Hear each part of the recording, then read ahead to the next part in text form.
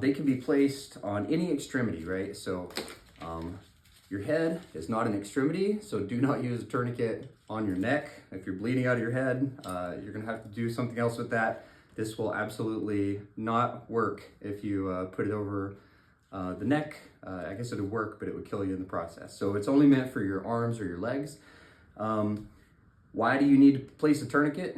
You're losing blood, all right? So blood is something that most paramedics or first responders, soldiers, do not carry with them in the field.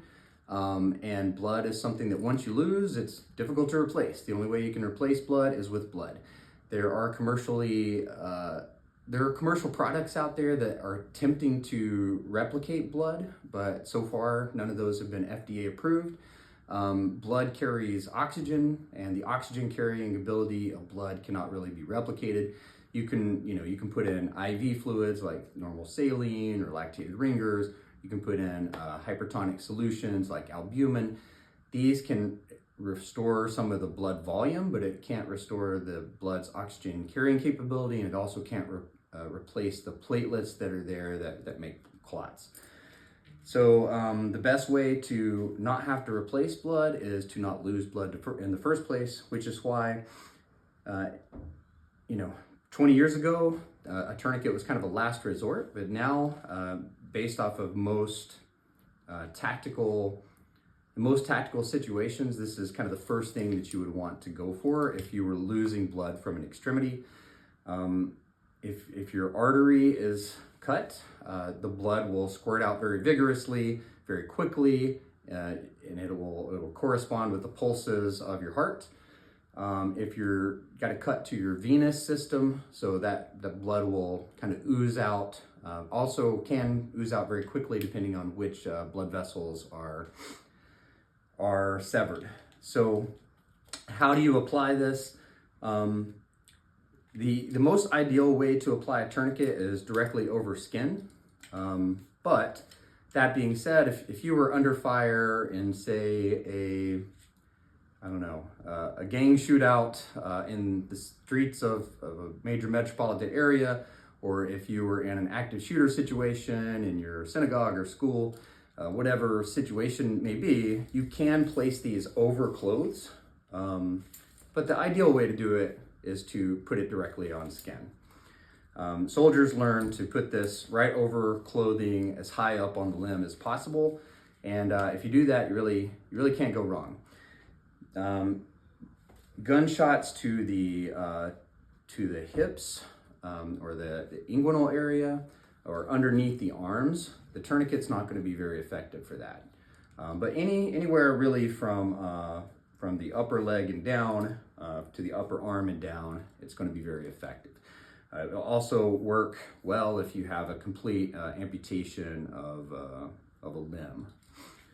All right, so placing this on yourself is pretty simple.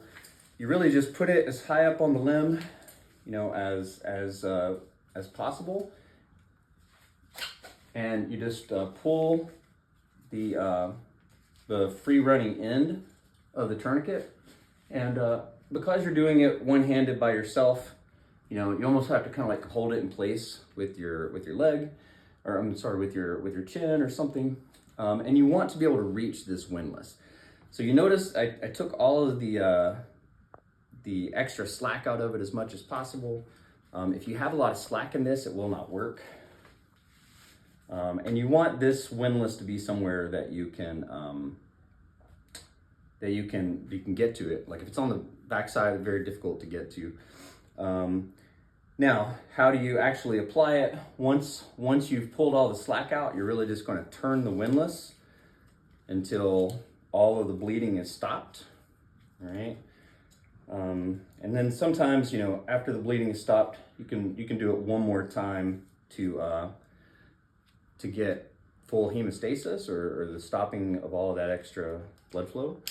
And then with the soft T tourniquet, I'm just lifting up this retention triangle and placing the windlass in its place.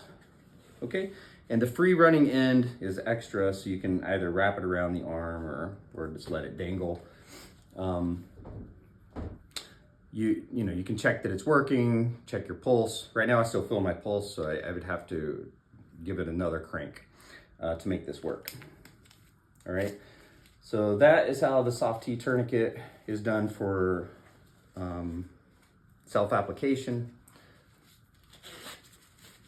Obviously it works the same way on the leg, and you know, if you are not able to slide it over the leg, or especially if you have both of your hands available, you can just detach the D-ring and put it into place and then reattach,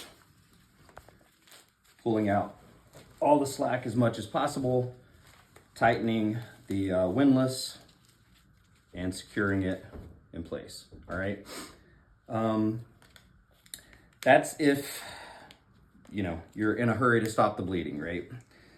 So let's do the cat T tourniquet quickly, and then we'll talk about other things that you can do to secure this.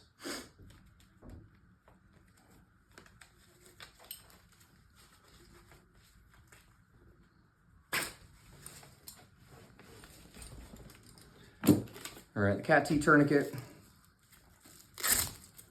works the same way. It's a shame that they took off the way that you used to be able to route it in on both sides of the bar, but now you can only do it on one side. So that being said, it's completely loose. It's not secured. This free running end, you can obviously take it apart and put it back together, but if you're putting it on yourself, it's best to carry it kind of in this configuration so that you can put it in place, kind of hold it. And this one has Velcro all along the free running end so that you can secure it. The windlass works the same way. Tighten it really until all of the bleeding is stopped. You just continue tightening it and tightening it. You have to make sure that all the slack is out before you do it. Put it in place. You can write the time on it. It's pretty simple to do, you know, do by yourself.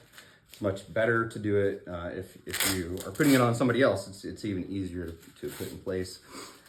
One thing I've noticed with these, if somebody has a hemorrhage coming from a leg and they've got big meaty thighs, meaning they're either obese or they're, you know, like Hercules, He-Man type people, you may need to actually use two side by side. So if you put one on, tighten it as much as you can, you're not getting hemorrhage control. You can put another one on right beside it, and then two will typically stop the bleeding. All right.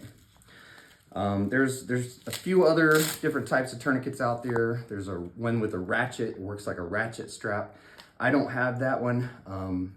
It's been shown to cause a little bit of tissue damage if left in place for a long time. But this can really buy you a lot of time to get to a higher level of care, or to convert this to a different type of dressing, which we'll talk about, you know, in a future video.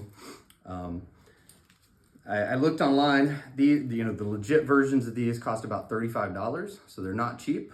But having multiple ones, if you're going to be responsible for any type of first responder, like medical care, I would have at least two of these.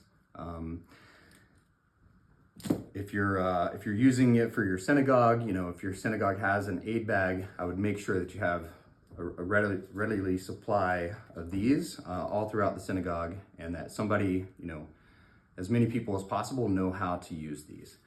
All right, so I said I was going to talk about some caveats to this. In a perfect world, you would really just put it right above where the wound is. So if the gunshot wound was right here on my leg, not necessary to put it all the way to the top of the limb. In a perfect world, I would expose the leg, meaning I would use like trauma shears to cut off the clothing around the area. I would see where the bullet hole is or where the amputation is, and I would place this at very minimum of 2 finger widths, above where the actual wound is. If the wound is here, I'm getting a couple of inches, and you're minimizing how much tissue damage that you might cause if this tourniquet was left on for a prolonged period of time.